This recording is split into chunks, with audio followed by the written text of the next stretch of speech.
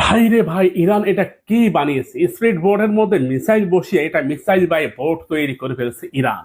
আর সে ইরানকে দমন করবে আমেরিকা। আমেরিকার এত বড় দুঃসাহস হলো কি করে, যেখানে স্বল্প বাজেটে ইরান মারাত্মক এবং বিধ্বংসী কিছু মিসাইল সিস্টেম তৈরি করছে। আর এই মিসাইল সিস্টেমগুলোর সামনে আমেরিকা দাঁড়াতে পারবে কতক্ষণ?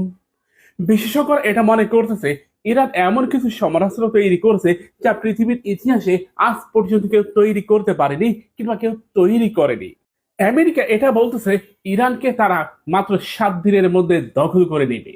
সে আমেরিকার প্রেসিডেন্ট ডোনাল্ড ট্রাম্পের উদ্দেশ্যে আমার একটাই বক্তব্য: নিরস্ত্র অস্ত্রবিহীন আফগান দখল করতেই তোমাদের লেগেছে প্রায় 20 বছর, আর সামরিক শক্তিতে স্বয়ংসম্পূর্ণ ইরানের বিপক্ষে তোমাদের সময় লাগবে কত, সেটা তোমরা নিজেরাই কল্পনা করে নাও।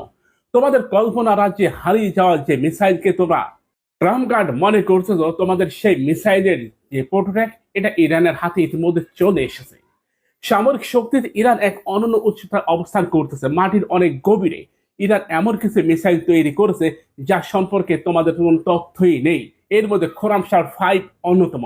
গত 10 দিনে ইরানের ভূকম্প হয়েছে প্রায় 15 বার। মানে কি? মানেটা হচ্ছে ইরান ভূগর্ভস্থ মাটির অনেক গভীরে পারমাণবিক অস্ত্রের পরীক্ষা চালাচ্ছে। আর আমেরিকা একের পর এক আলোচনার প্রস্তাব দিয়ে যাচ্ছে। আমেরিকার আলোচনার প্রস্তাবকে ইরান অ্যাকসেপ্ট করতেছে ঠিকই, কিন্তু রণকৌশলে আমেরিকার চেয়ে ইরান অনেকটা এগিয়ে রয়েছে।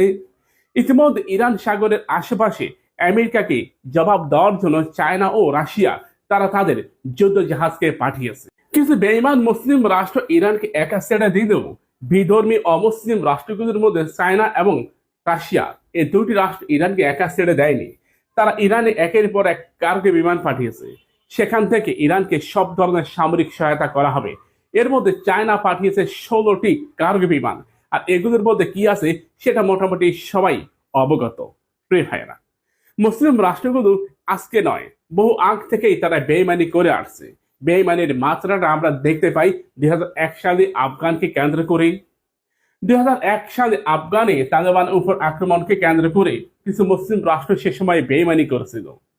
তার মধ্যে উল্লেখযোগ্য ছিল পাকিস্তানের সাবেক প্রেসিডেন্ট পারভেজ মোশাররফের নেতৃত্বে পাকিস্তান বাহিনী। একই সাথে ইরাকের উপর যখন আক্রমণ করা হয় তখন সংযুক্ত আরব আমিরাত সবচেয়ে বড় বেইমানি করে। এরপর যখন তারা সিরিয়ার উপর আক্রমণ করে তখন সৌদি আরব সবচেয়ে বড় বেইমানি করে। ইরান কারোর উপর নির্ভরশীল না হয়ে ইরান নিজস্ব প্রযুক্তির মাধ্যমে সামর্থ্যের মধ্যে যা আছে তা দিয়ে ইরান তৈরি করেছে এক প্রতিরোধ ব্যবস্থা।